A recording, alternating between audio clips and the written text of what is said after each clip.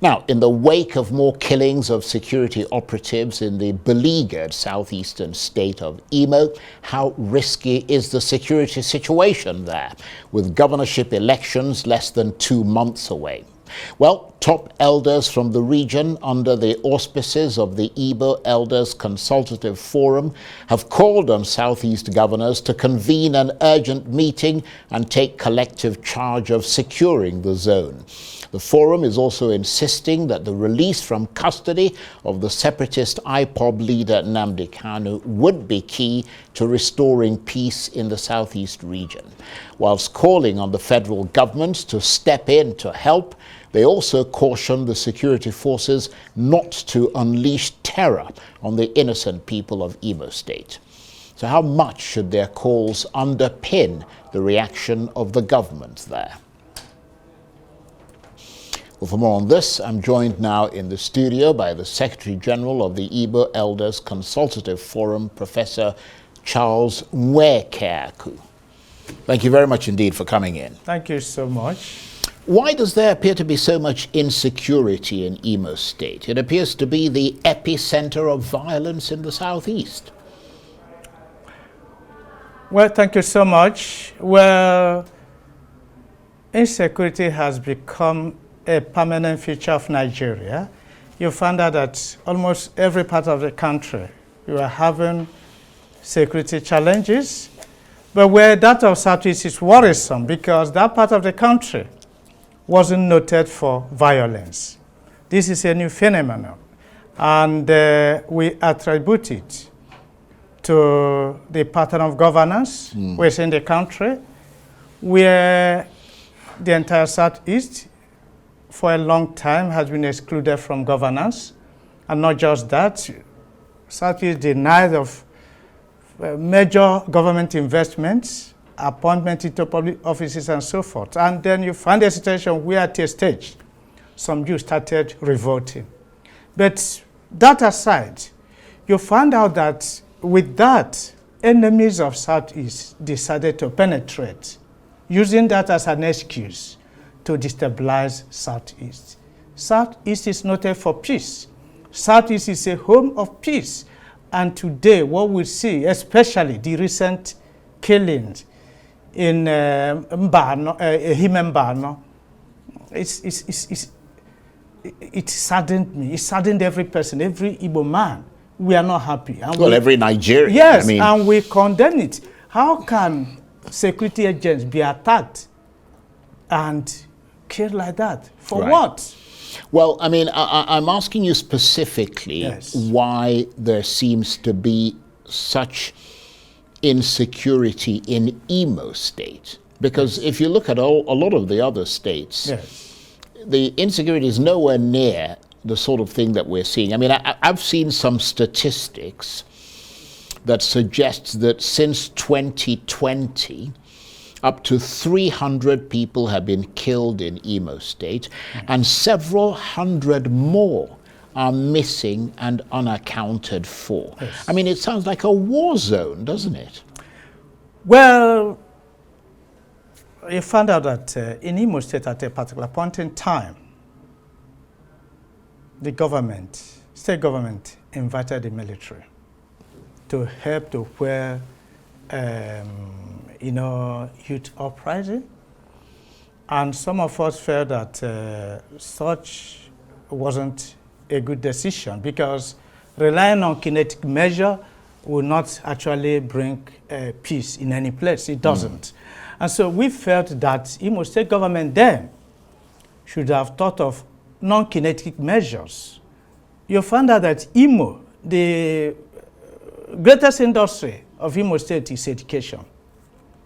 But you found out that in Imo State, you don't have employment, employment opportunities are not there. So you have many graduates roaming the streets. And the number of these graduates are well experienced and so forth.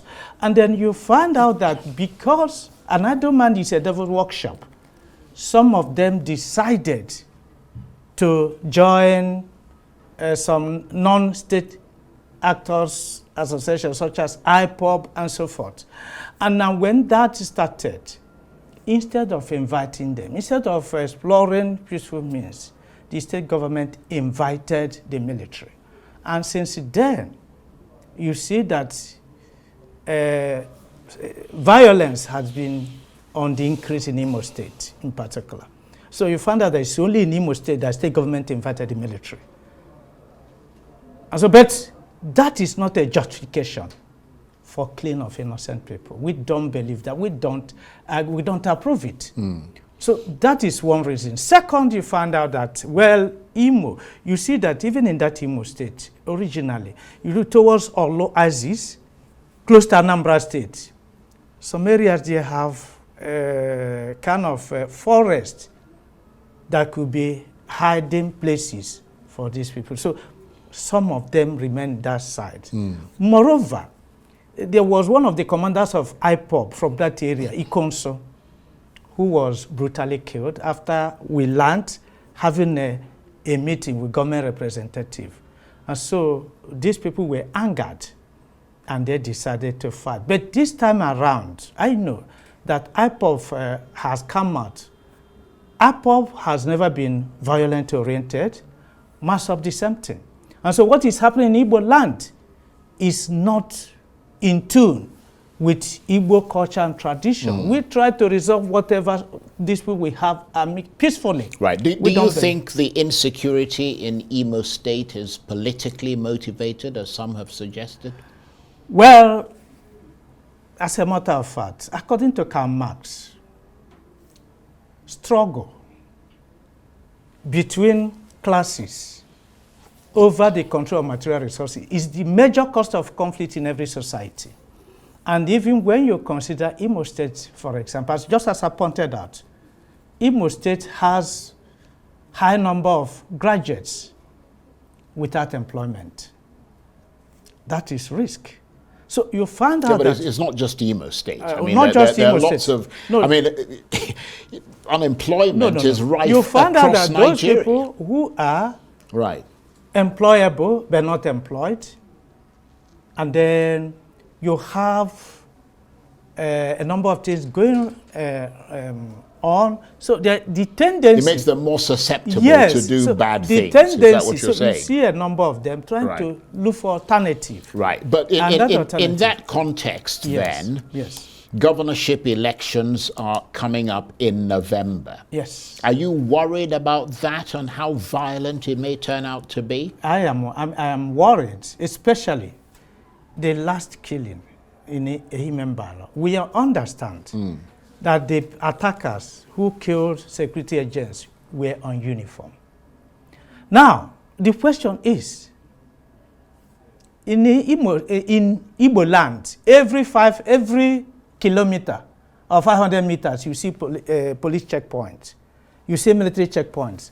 How come that these people beat all the security agents and none of them could be arrested? It's like what happened not quite long in Imo State, where unknown gunmen invaded Owerri Correctional Center and operated for almost 3 hours. Owerri Correctional Center is a shouting distance from the government house. It's a shouting distance from State Police Command. 10 minutes drive from Obin's military base. And these unknown gunmen operated for over 3 hours, released prisoners, and no person has been arrested till today.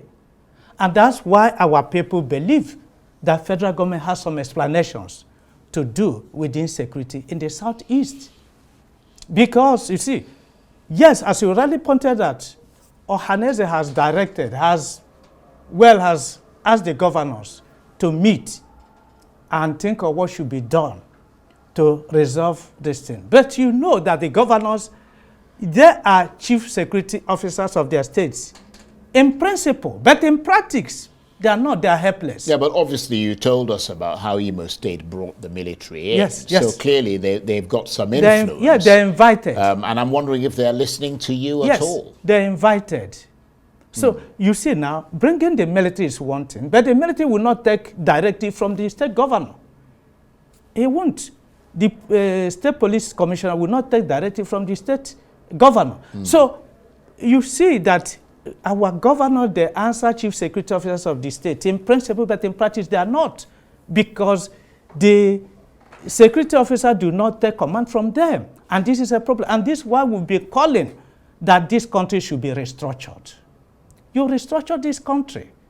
That I don't know the kind of federalism we are practicing, where you have centralized system and call it federalism. It's not what we read. It's not what you read about federalism.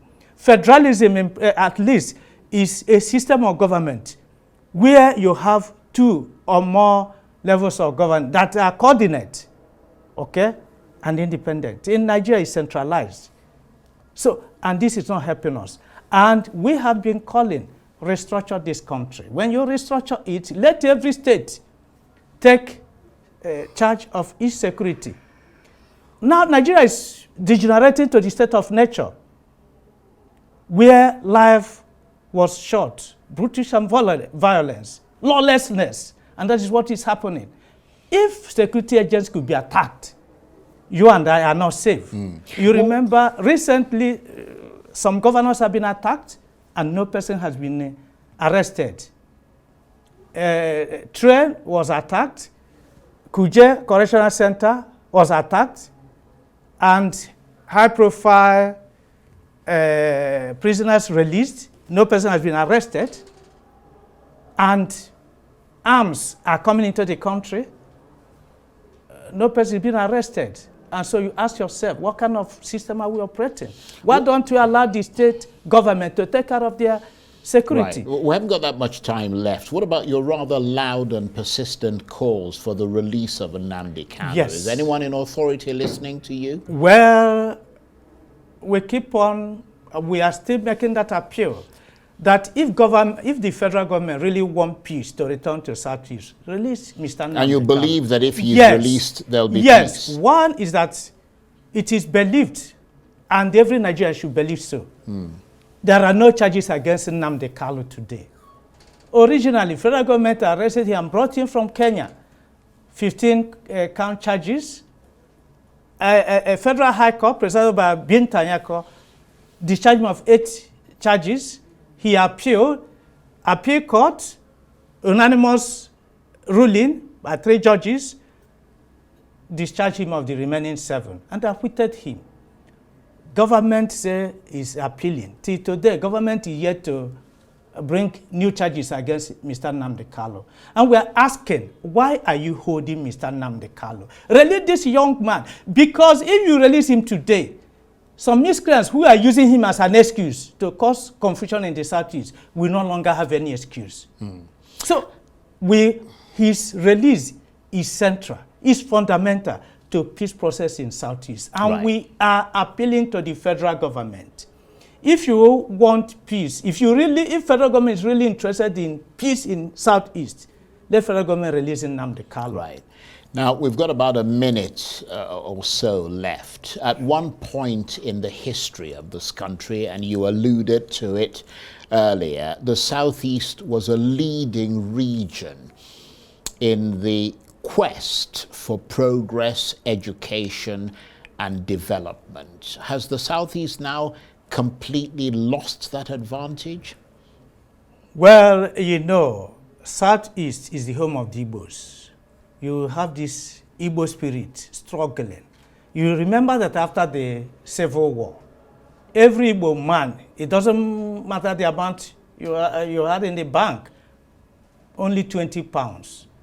And within some years, the Igbos have come up. See, everywhere, struggling. So we believe in surviving under any condition. But you find out that government has neglected us for a long time. You see that in the First Republic, Eastern region, Southeast was part of Eastern region. Eastern region was rated by the World Bank study as the fastest growing economy in the world, between 9 and 10% growth. And so you see, that's by merit, because by then the regions had modicum of autonomy to handle their affairs. Today you centralize everything. Not just that you centralize everything, you come up with all kinds of legal impediments, federal character, quota system, where competence is has nothing to do with your recruitment. In Nigeria today, your recruitment has nothing to do with your personal competence, but where you come from. The only thing that we have no problem with that, but the truth is that when it comes to political leadership, you throw away quota system and federal character. And that is why our people have been crying of injustice. Right, okay. You have government as government, if government wants to redeem Nigeria, restructure this country so that every zone will move according to its pace. Okay. I want to thank you very much indeed, Professor Charles Nwekeaku. It's been a bit of an education talking with you there. He is the Secretary General of the Igbo Elders Consultative Forum. Thank you very much indeed. Thank you so much.